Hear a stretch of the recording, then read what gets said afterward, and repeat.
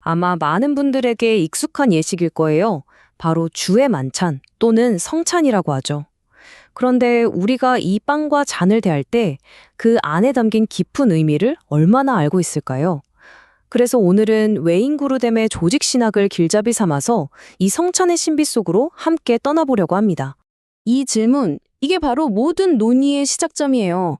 빵과 잔은 단순히 예수님의 죽음을 기억하기 위한 어떤 상징일까요? 아니면 그 안에 우리가 다 이해할 수 없는 어떤 신비로운 연합이 실제로 일어나는 걸까요?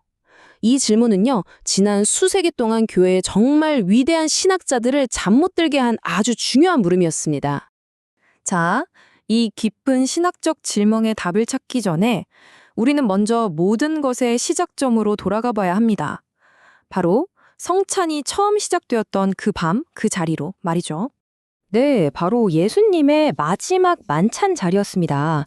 이건 뭐 후대의 교회가 만들어낸 전통이 아니고요. 예수님께서 직접 제자들에게 행하라고 명령하신 거였어요. 그렇기 때문에 교회의 가장 중요하고 거룩한 예식이 된 거죠. 외인 구르뎀은 주의 만찬을 이렇게 명확하게 정해야 하는데요. 여기서 핵심 단어는 기념 그리고 반복입니다.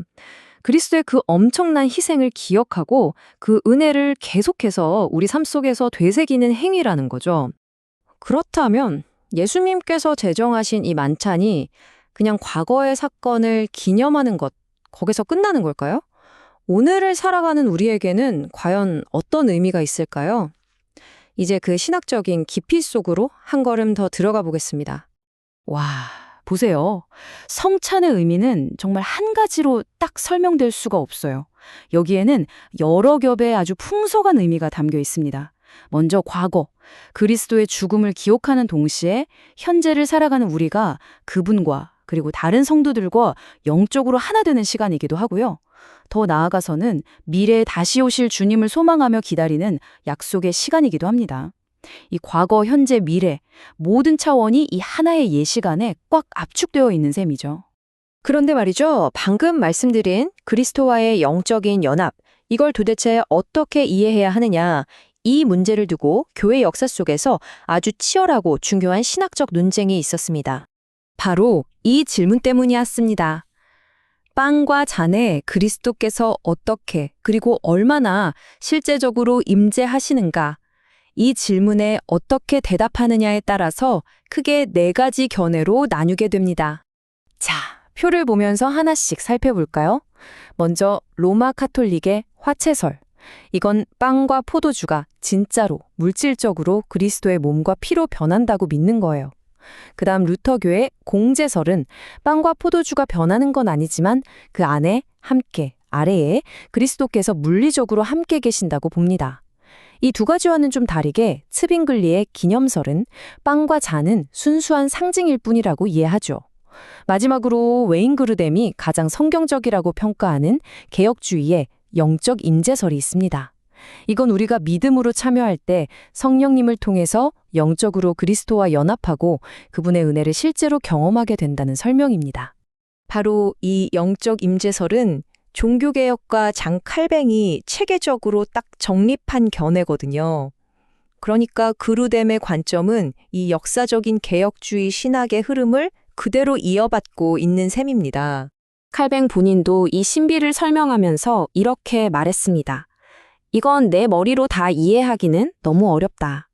나는 이걸 이해하기보다 차라리 경험한다. 이성으로 완벽하게 분석하려는 게 아니라 믿음으로 경험하는 영역이라는 걸 인정한 거죠. 성찬의 신비가 바로 여기에 있습니다. 자, 이제 좀 신학적인 논의에서 실제적인 적용으로 한번 넘어가 볼게요. 그렇다면 이 성찬에는 누가 그리고 어떤 마음으로 참여해야 할까요? 그루뎀은 성경을 바탕으로 크게 세 가지 자격을 제시합니다. 기본적으로 예수님을 구주로 믿고 그 믿음을 세례를 통해 사람들 앞에서 고백했으며 지금 현재 주님의 말씀에 순종하며 살려고 노력하는 모든 신자가 해당됩니다. 그런데 여기서 아주 중요한 경고가 하나 나옵니다. 사도 바울이 고린도 교회에 편지를 쓰면서 성찬을 너무 가볍게 여기거나 마음에 죄를 품은 채로 참여하는 게 얼마나 위험한지를 아주 엄중하게 경고했어요. 이 예식이 얼마나 거룩하고 진지한 것인지를 보여주는 대목이죠. 그럼 우리는 어떻게 해야 합당하게 참여할 수 있을까요? 성찬에 나아가기 전에 이 4단계로 마음을 준비해 볼 수 있습니다. 첫째, 내 마음을 정직하게 들여다보는 거예요. 숨겨둔 죄는 없는지. 둘째, 만약 있다면 하나님께 회개하는 겁니다. 셋째, 혹시 누군가와 관계가 깨졌다면 먼저 화해하려고 노력하는 거죠. 그리고 마지막으로 다시 한번 나의 구원이 오직 그리스도를 믿는 믿음에 있다는 것을 굳게 확인하는 겁니다. 자, 이제 결론을 향해 가보겠습니다.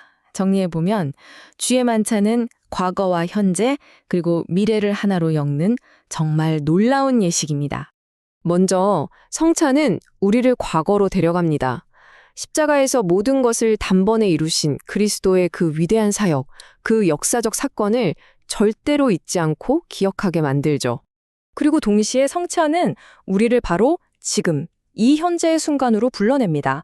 바로 지금, 여기서 성령의 능력으로 그리스도와 신비롭게 연합하고 내 곁에 있는 형제자매들과 우리가 한 몸이라는 걸 확인하는 시간입니다.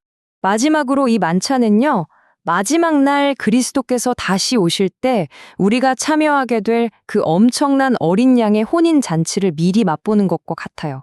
미래를 향한 살아있는 소망의 표현인 셈이죠. 결국 모든 신학적 지식은 우리의 삶으로, 나의 이야기로 이어져야 하잖아요. 이 모든 것을 알게 된 지금, 여러분 각자에게 주의 만찬은 어떤 의미로 다가오시나요? 그저 반복되는 종교 의식인가요? 아니면 정말로 그리스도와 살아있는 만남을 갖는 시간인가요? 이 질문을 마음에 품고 성찬에 참여할 때 그 의미는 분명 이전보다 훨씬 더 깊어질 겁니다.